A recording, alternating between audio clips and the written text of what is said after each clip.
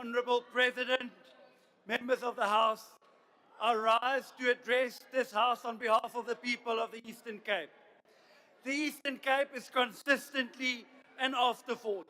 The President's State of the Nation address was just another example of this. The people in the Eastern Cape marched on Monday to demand the deployment of the SANDF in gang-riddled Nelson Mandela Bay communities after the Metro was left out of the President's speech. And whilst our calls have now been answered, it should never have taken a march. The people of the Eastern Cape matter as much as any other South African matters in this country. Crime in our province is out of control. Annual statistics show that you are still more likely to get raped and murdered in the Eastern Cape than anywhere else in the country. SAPS is failing at every turn due to catastrophic underfunding and lack of resources. Nelson Mandela Bay should have featured in SONA. But the people of the Eastern Cape are all too familiar with broken promises and policy cycles and band-aid solutions that do not address systemic failures of governance.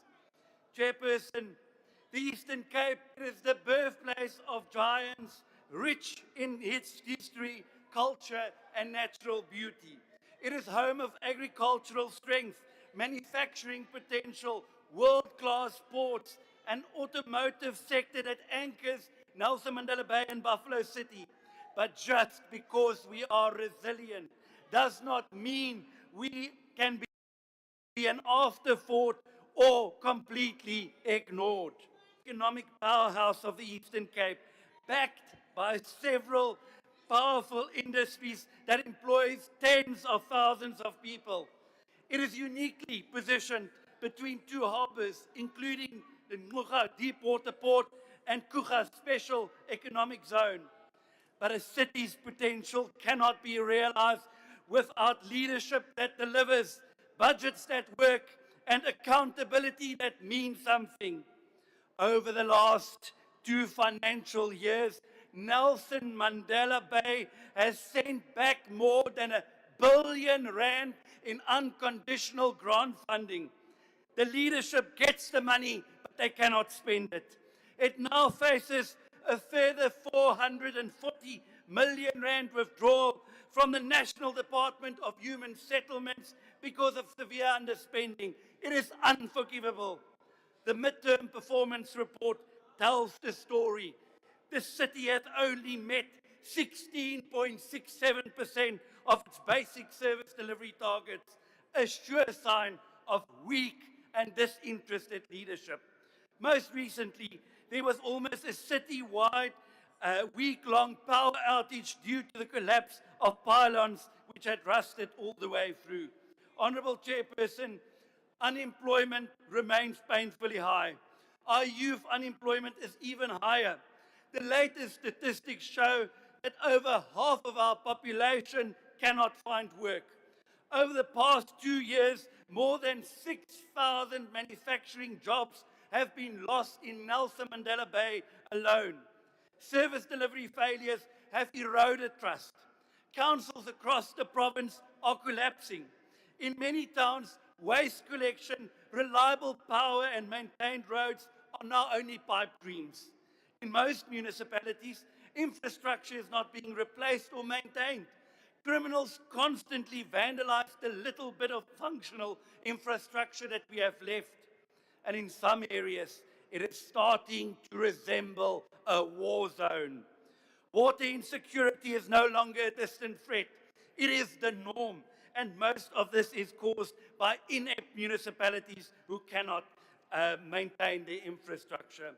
Mr. President, imagine a city where you have a massive water, electricity, and sanitation infrastructure backlog, but you are given the money to address the problem, but you send it straight back to National Treasury. Now imagine having a 70,000 housing unit backlog in the same city and you can't spend that money. Even the poor is getting poorer in Nelson Mandela Bay. But it's not. It's not a funding problem. It is a governance problem. It is a management problem.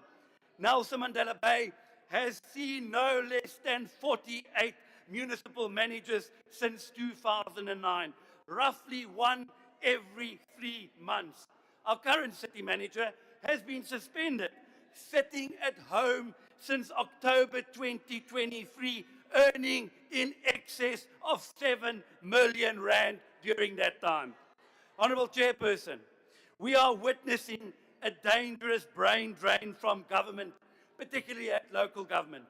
In Nelson Mandela Bay, even highly competent senior officials who have delivered financial stability and clean governments have been driven from office by intimidation and political interference. To get local government working again, we need skilled, non-partisan engineers, town planners, artisans, plumbers, electricians, auditors. People who get the work done regardless of politics, not because of it. And we need new, ethical, value-driven leaders. Leaders who know what the problems are and are relentless in pursuing them. We need DA leadership. Budgets means nothing without competence. Honourable Chairperson, the President has rightfully acknowledged many of these challenges in his address. And if water is the single most important issue, then let the Eastern Cape see immediate measurable intervention in failing systems. If municipal dysfunction is acknowledged, then let professional appointments replace cadre deployment. If procurement is the root of corruption, then let every tender be transparent, defensible, and free from manipulation. The fight against corruption must reach municipal offices, procurement units, and those who have treated resources as personal opportunity. The infrastructure investment program must translate into working rail, efficient ports, reliable electricity, and maintained water system in our province as well. And the SME funding must reach township entrepreneurs, not just those connected with politicians. The electronic vehicle incentives must support the automotive value chain in our region, protecting and expanding jobs in Nelson Mandela Bay as well as Buffalo City, and the professionalization of local government cannot be optional. The Eastern Cape Chairperson does not lack talent. It lacks consistent governance. Imagine what this province could be under disciplined, ethical, and competent administration. Imagine a Nelson Mandela Bay that works under a DA-led administration, a city with functioning infrastructure, safe public spaces, efficient port logistics, and thriving small businesses. Imagine young artisans trained through a reformed skills system feeding directly into manufacturing plants. Imagine municipal finance managed transparently with revenue invested into maintenance instead of diverted to patronage networks. These things are possible. The Democratic Alliance has shown what can be achieved through good governance where it governs. But it requires political will, administrative courage, and relentless oversight. Honourable President, the Eastern Cape has given this country business and political leaders of formidable stature. We stand back for no one. But our people have been patient. They will no longer be fooled. They are hopeful, but they are not naive. In the end, history will not judge this administration by the elegance of our speeches. It will judge it by where the taps run, where the streets are safe, where the jobs exist, and where the hope is restored. Hallelujah. The Eastern Cape stands to shine. It's ready to shine. Nelson Mandela Bay stands ready to lead. What we require is governance that matches our potential. Let's get Nelson Mandela Bay and the Eastern Cape working again.